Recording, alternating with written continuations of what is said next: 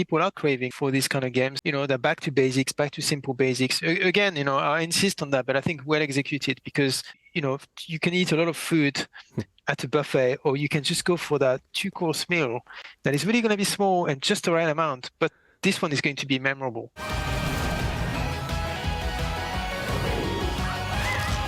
I'm speaking to Nicolas Doucet from Team Asobi, the makers of Astro Bot, the big new PlayStation release. Nicolas, how are you doing? I'm doing really well. Thank you for having me today. Noah, thank you for joining us. And so right now it's Thursday morning here in the UK. You're out in Tokyo. And so in a few hours, the first Astro Bot reviews will drop. And then not too long after that, people will finally get their hands on the game. How are you feeling and how are the team feeling at the moment? Wow, we're so excited and, nervous as well, but also very excited. So, tonight is going to be, for us it's 9 p.m. onwards. So it's going to be a night of, refreshing the screens, looking at reviews, and hopefully having a lot of good tears. Yes, well, certainly the previews are really positive. So fingers crossed for you there. And I know there's a lot of affection for Astro Bot, and a lot of people will know Astro Bot from Astro's Playroom. That was the packing title with the PS5. And yeah, just tell us a little bit about how you went from making Astro's Playroom into turning it into a full-size adventure for Astro Bot. Yeah, sure. So Astro's Playroom, yes, that was back in 2020 when the PS5 came out, and we actually asked to make this pre-install game. It was not something that was requested upon us. We wanted to do this because we had like 3 objectives with this game. The first one was to do a showcase of the DualSense controller, which is a brand, that at the time was a brand new controller that had like haptic feedback, so meaning that the vibrations in the controller could feel very different from anything that was done before. It was also the 25-year anniversary of PlayStation, so we had this chance to celebrate all the cool consoles that PlayStation had been making over the years and to have them, inside the game. But for us as a team, as Team Asobi, that was the opportunity to prove that to ourselves, that we could make a platformer, a game outside of VR, because beforehand we were doing games for VR in a very competitive space, because there's a lot of really heavyweight in even though platformers is not a very common type of game, the ones that do exist are very, very high quality from people who've been making them for years and years. So we had to prove to ourselves that we could do this for PlayStation. So we what we heard from the gamers, from the reviewers, and was positive at the launch of PlayStation 5, and so that gave us, the boost we needed to really go full on. And after 3.5 years, there we are. We've given Astro its biggest adventure yet, and it's about to release. Yeah. Awesome. And that theme of kind of celebrating PlayStation's history is something that you've brought in for Astro Bot as well. It's a big theme of the game, rescuing the bots, a good number of whom are themed on PlayStation characters people may or may not know, depending on how long they've been playing PlayStation for. Just tell us a little bit about how that'll be for players and kind of what the thinking was behind keeping that element in the game from Playroom. Mm-hmm.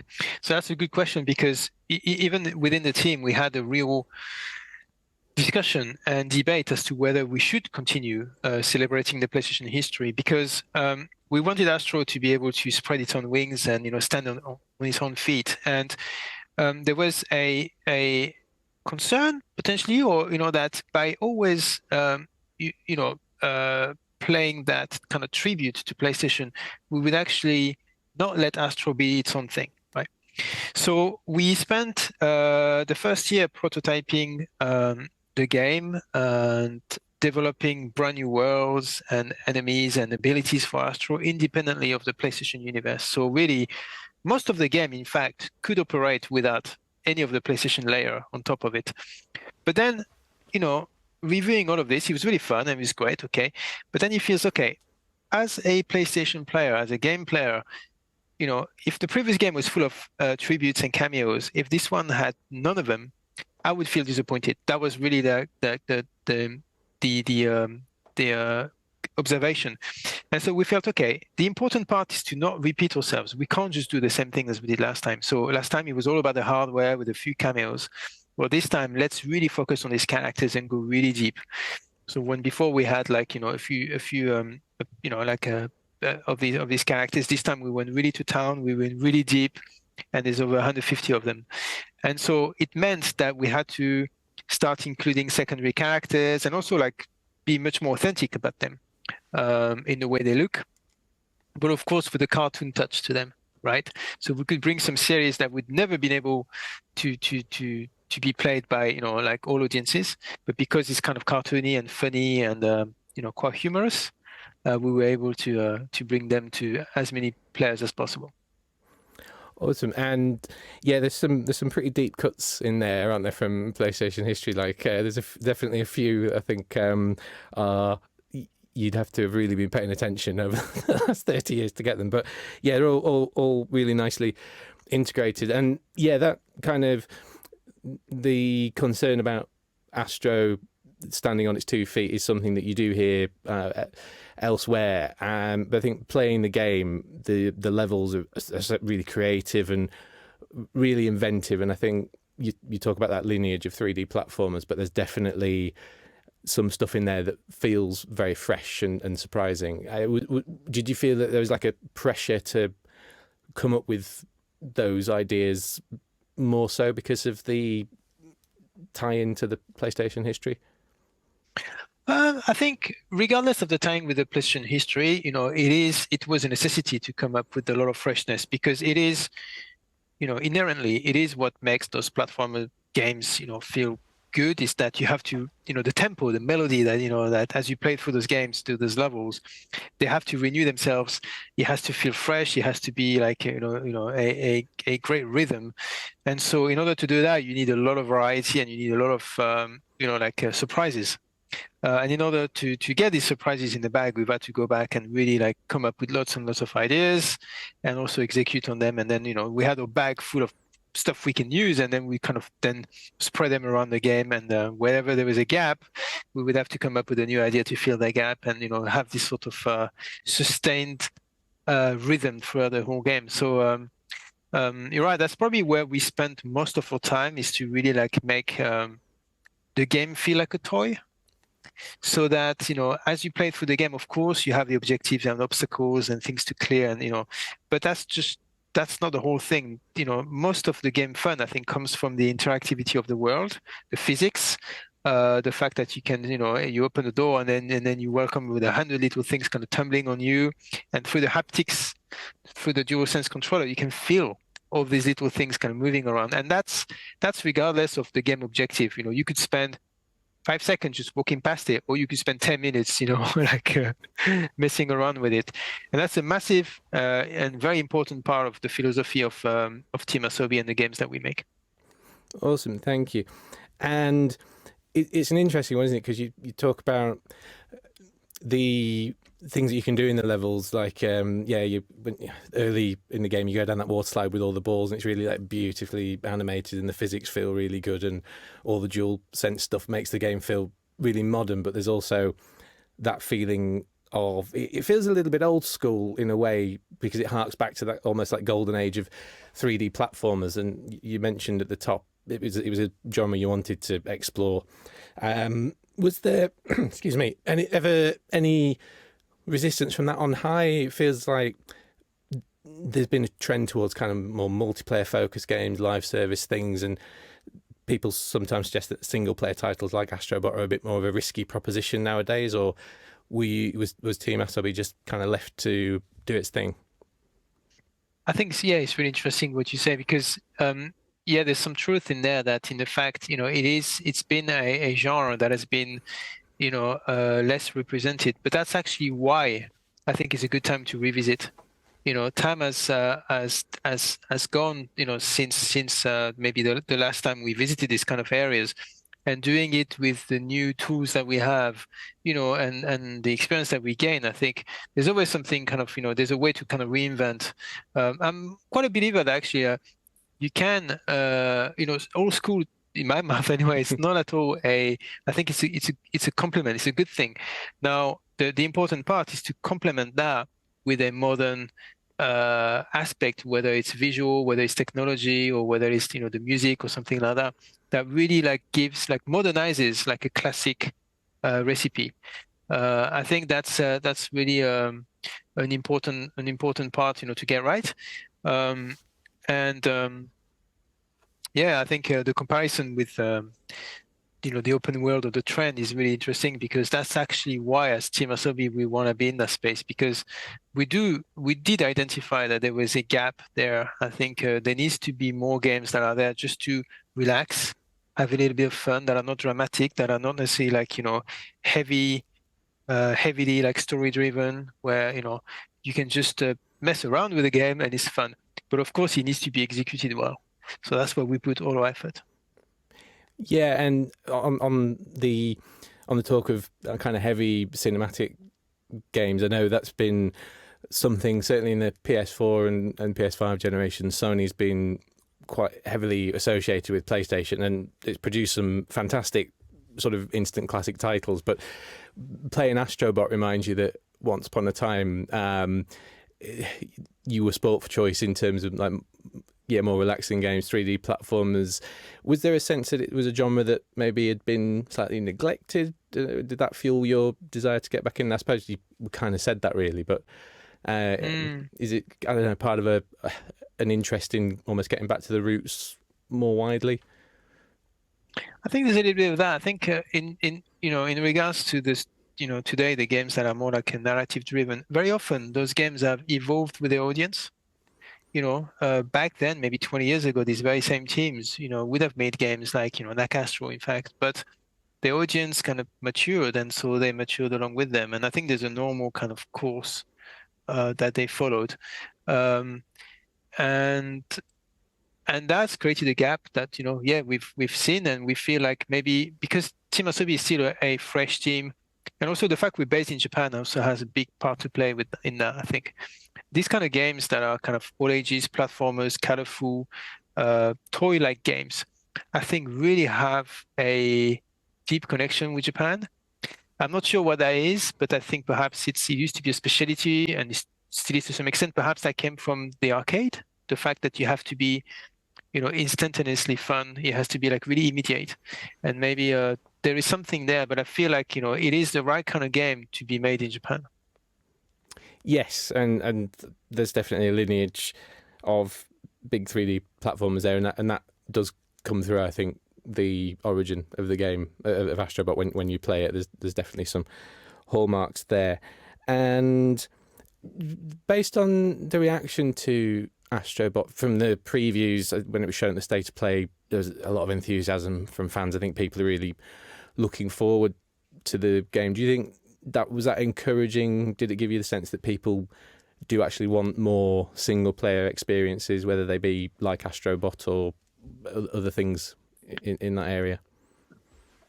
Yeah, I think so. We were pleasantly surprised. We really approached it with a very humble. We were about to show what we work on. We knew people who liked play Astro's Playroom wanted a bigger experience, and we were hoping that that would be it. But then it was more than that. It seems like there was a real kind of like we felt a lot of love back, and it did highlight perhaps the fact that people are craving for these kind of games that they're back to basics, back to simple basics. Again, I insist on that, but I think well executed, because the point isn't to do something like simple, basic, colorful, and that's it. It needs to be done still to today's standards. So it needs to be really polished. But it just means that instead of going for 40 hours of an expansive world, you go for 12 to 15 hours of a really like, tightly polished game. It's a little bit of this idea of, you can eat a lot of food at a buffet, or you can just go for that 2-course meal that is really going to be small and just the right amount. But this one is going to be memorable. So in fact, you could say that you have more for your money with a buffet, but what's the last memory that you take away with you? it's probably to feel like bloated and then be like, you've ate too much and you just want to go and sleep. I've definitely been there before. Me too. But that's interesting to hear you say that, actually, because it's definitely in contrast to the more expansive open world games. And actually, Astro Bot, if you wanted to continue the food metaphor, you could keep it quite bite sized, couldn't you? Because the levels are quite distinct, and you could maybe just play for a little bit here and there. It sounds like that was a very conscious decision on your part. Yes, because we did entertain the idea of actually making an open world early on, but it felt like for us to do a level-based approach was really good. And in fact, you totally hit the nail on the head there. It's also a very, very good string to add to a bow when it comes to production. And game production can be very complex with a lot of things that go well, things that don't go well, and you have to kind of pivot all the time and find the best way forward. And it's really good to have a modular game in which you can swap things around. You can even drop a piece, replace it with something else, and the user experience will benefit from that. Whereas when you're tied to something that is just like one storyline or one timeline that is like set, it's very difficult. You have less flexibility because your story can start maybe feeling like truncated, and it's not quite the right thing. So the fact that we go for this approach of like this modular approach has been very, very helpful for us, and that's something that we want to continue doing. So whatever we make, we want to make it into chunks that kind of gets assembled together. We seem to have found a good recipe for that. Yeah, and I guess that also allows you to bring the variety that's evident in Astro Bot, because the various different environments, and some of the levels have themes, and some are very like short and almost platform challenge based, and then you've got the more kind of where they're themed around maybe I'm trying not to spoil anything, things people might recognize. Yes, but no, it was definitely noticeable that okay, and just bear with me, I have slightly lost the order of my list of questions. I don't want to repeat myself, but I don't want to miss anything.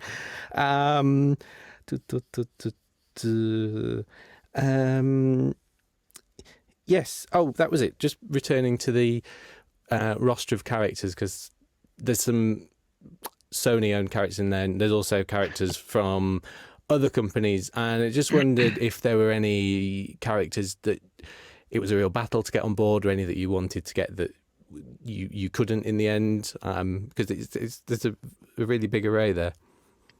So it's, if you asked me the question 2 years ago about, how many characters inside this list do you think, will make the cut, I would have said half of them. It was, we approached this in a very kind of humble way, thinking, well, and actually the response, and I'm talking about the PlayStation Studios, but also this third party, these other publishers, has been incredibly good, incredible to us, because I think they understood very quickly that this 30-year celebration was, it's in a way it's a no-brainer. We should all be part of it, because everybody's got something to win, provided the game is good, and that's where we had to really demonstrate that. So by showing them, look, this is what we're building, showing them strong examples of the characters we made. So I think we used God of War as an example. When we started showing to other companies to show them, look, this is how we treat our characters, but you can be assured that your characters will be treated with the same care, which is only fair, because those characters are defining to the PlayStation history. And so in the end, it was an overwhelming positivity, and to the point that we've had to, we had a set capacity for characters. We've had to actually kind of be careful about which ones we include and don't include. So that's been a very, very positive experience. There are a few characters we were not able to get. I'm not going to go into the, who they are. And I think, when you play the game, you might kind of be able to identify them. But, still, the set that is in there, I think, is very, very eclectic, and it really ranges from the very, very beginning of PS1 all the way to the latest PS5 games. Awesome, thank you. And it's been lovely hearing about Astro Bot and the inspirations behind it, and I think it's kind of clear the enthusiasm you obviously have for the project and how that's translated into the final product. You've been with Sony quite a while now, and I guess was working on Astro Bot nostalgic for you as well? Totally.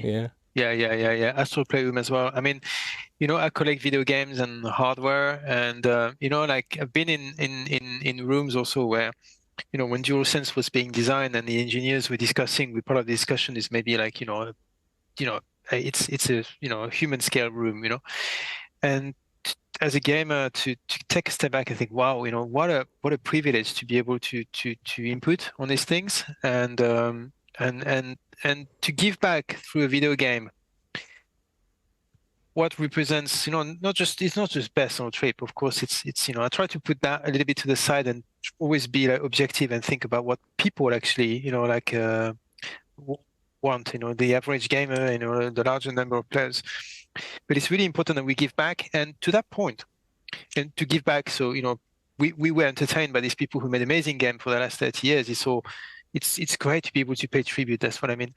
But to this point, there's also something that I really love about the last game and this game. And people tell us, they send us letters. They tell us, sometimes I get people randomly approaching on social media, and they say, "Hey, I just want to tell you, this is my son, my daughter's first video game, first platinum, and really thank you," or these kind of things. And what's great about it is that because it bridges the history of PlayStation for 30 years, it also bridges generations. And so, you have kids who walk around and they see Parappa and it's a funny character because, when you punch him, he does a funny loop and he's dancing around. But then their parents say, hey, but when I was your age, I was playing with that character. I was playing on PlayStation 1. His name is Parappa, and you had a friend called Master Onion, and then suddenly it becomes a moment that people share, right? And, very often the video games can be isolating or as perceived as being isolating, between generations. But to have a game that can actually bridge that gap, it's a happy accident, to be honest. It was never designed that way. I mean, at least not the first time with Astro's Playroom. This time around, of course, we're expecting that to happen. But I think this is really, really great. I'm really happy that, beside the game, beside, the video game itself, there's like a greater good, if you like, that we're able to tell stories like that. And I really hope that, we can brighten some people's homes thanks to that experience.